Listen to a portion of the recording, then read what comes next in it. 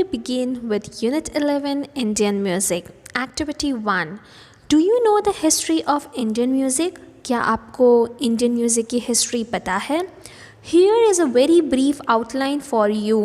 So यहाँ पे हमें briefly Indian music की history के बारे में बताया गया है. So हम आज पढ़ेंगे उसके बारे में. Note down the points you like in your notebook and share with your family members.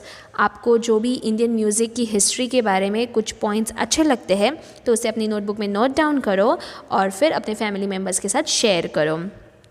Identify the instruments with the help of your friends. So यहाँ पे कुछ instruments दिए हुए हैं. Let's identify them and name them. So let's begin. See the first instrument. Yes.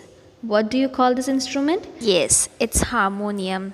Okay, and you know it's like a commonly used instrument in northern India. Okay, then next one is this. Yes, this is tabla. Tabla is also known as twin hand drums, right? It is since 18th century. Okay, then next one is, yes, this is tambura or tanpura. Okay, it's a plucked string instrument. Okay, and it is originated from India.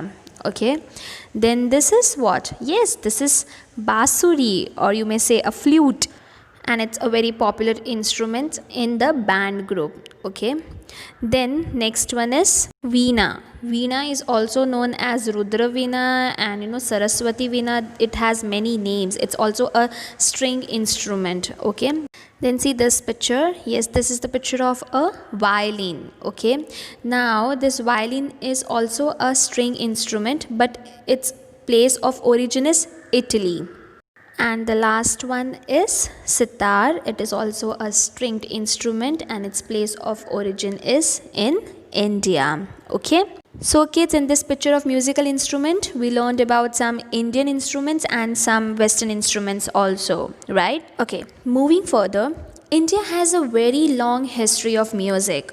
North Indian music in particular is over 2000 years old.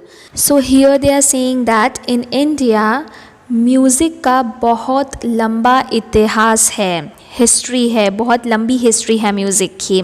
और उसमें अगर हम north Indian music के बारे में बात करें particularly तो वो कम से कम 2000 साल पुराना है. It has been developed in temples and royal palaces. So ये जो नॉर्थ इंडियन म्यूज़िक है इन्हें मंदिरों और राजा महाराजाओं के महलों में विकसित यानी डेवलप किया गया था. उस टाइम पे भी म्यूज़िक का बहुत इम्पोर्टेंस था. Indian classical music has two basic components which are rag, the melody, and tal, the rhythm. So Indian classical music में दो basic components होते हैं. Components यानी elements होते हैं. वो है राग जिसको हम मेलोडी बोलते हैं एंड ताल जिसको हम रिदम बोलते हैं. There are hundreds of rags and tals. However, if we learn the basic composition of the tal, it is not hard to follow some Indian music by tapping along. So, there are hundreds of rags and tals. और अगर हम ताल का basic composition जिसको हम बोलते हैं ना दिन ता धा दिन दिन दिन था दिन, ऐसे जो कॉम्पोजिशंस रहते हैं अगर हम वो सीख जाए तो हम इजीली इंडियन म्यूज़िक सीख सकते हैं, टैपिंग कर सकते हैं, right? It's interesting, right kids? Now let's move to activity 2. Work in two groups, A and B. Group A will make a list of Indian musical instrument, whereas group B will make a list of Western musical instrument. So kids, make a list of Indian musical instrument and Western musical instrument. Okay? Now let's move to activity 3. Here is an inspiring passage about a person who devoted her entire life to music.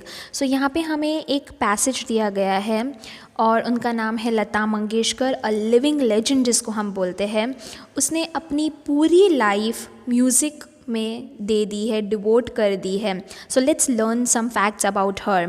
Lata Mangeshkar is one of the most famous singers of the Hindi film industry. We all know that कि लता मंगेशकर एक बहुत ही famous singer है अपनी Hindi film industry में.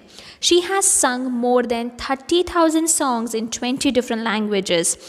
उन्होंने कम से कम 30,000 songs गाए हैं, वो भी 20 डिफरेंट भाषाओं में, अलग अलग लैंग्वेजों में. Wow, amazing, isn't it? Lata Mangeshkar was born on 28th September 1929 in Indore. Her father, Dinanath Mangeshkar, was also a famous singer. Lata learnt music at a very young age. So Lata Mangeshkar का जन्म हुआ था 28 सितंबर 1929 इंदौर में, okay और उनके पापा का नाम था दीनानाथ मंगेशकर।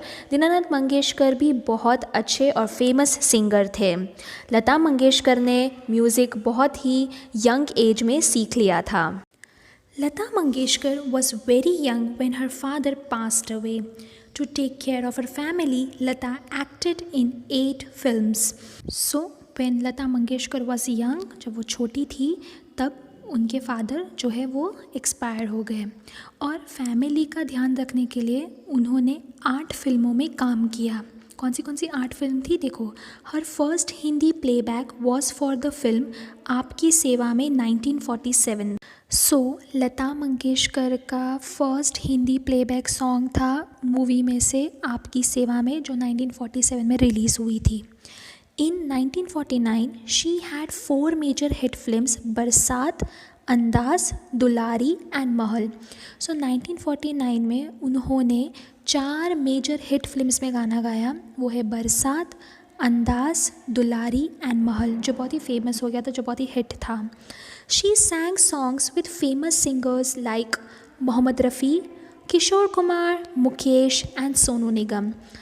सो बहुत ही famous singers like Mohammed Rafi, Kishore Kumar, Mukesh and Sonu Nigam, ये जो सिंगर्स थे उनके साथ भी उन्होंने गाना गाया है।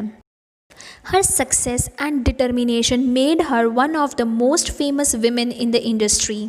सो उनमें इतना डिटर्मिनेशन था, एक डेडिकेशन था कि चैलेंजेस को एक्सेप्ट करके उन्होंने सक्सेस पाई और इसी के वजह से वो बहुत ही फेमस विमेन मानी जाती है इंडस्ट्री में। She is the melody queen of the Indian music world और उन्हें टाइटल दिया गया है melody queen of the Indian music world. Lata Mangeshkar has received many awards. The highest honor among these awards was Bharat Ratna. So Lata Mangeshkar को बहुत सारे awards मिले हैं, उसमें से highest honor award उनको मिला है भारत रत्न अवार्ड। उसकी सर्विस एक्सेप्शनल हो, अमेजिंग हो, परफॉर्मेंस अमेजिंग हो, उन्हें ये अवार्ड मोस्ट ऑफ मिलता है। After receiving all these awards, she stopped accepting awards to promote new talent. She continues to sing even today and perform live also. So जब उन्होंने ये सारे awards रिसीव कर लिए, right, then उन्होंने awards लेना stop कर दिया क्योंकि वो चाहते थे कि अभी जो न्यू टैलेंट आए उनको ये अवार्ड्स दिए जाए और उनको आगे बढ़ावा मिले, उनको encouragement मिले। सो उन्होंने ये अवार्ड्स लेना स्टॉप कर दिया और वो आज भी सिंग करती है और लाइव परफॉर्मेंस देती है। Lata Mangeshkar is truly a living legend of Indian music. Lata Mangeshkar एक रियली लिविंग लेजेंड है हमारी इंडस्ट्री की। लिविंग लेजेंड यानी क्या? जो बहुत ही फेमस पर्सन होते हैं और जो लोग उन्हें बहुत पसंद करते हैं, एडमायर करते हैं, एक इंस्पिरेशन होता है हमारे लिए, उसे हम लिविंग लेजेंड बोलते हैं, राइट। और इसीलिए उनको लिविंग लेजेंड भी कहा जाता है। सो आई होप आपको लता मंगेशकर के कुछ फैक्ट्स पता चले होंगे, कैसे उन्होंने अपनी लाइफ डिवोट की म्यूज़िक के related, and I hope it would be interesting for you. Now let's move to activity 4, study the information. First, gramophone record.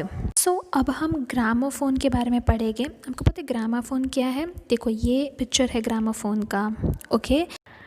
So the first gramophone record was made in Kolkata in the year 1898. So पहला gramophone record Kolkata में हुआ था, वो भी कौन से year में? 1898.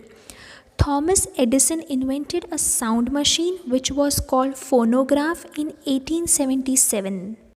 And एक साइंटिस्ट थे थॉमस एडिसन, उन्होंने एक साउंड मशीन बनाया 1877 में जिसका नाम था फोनोग्राफ।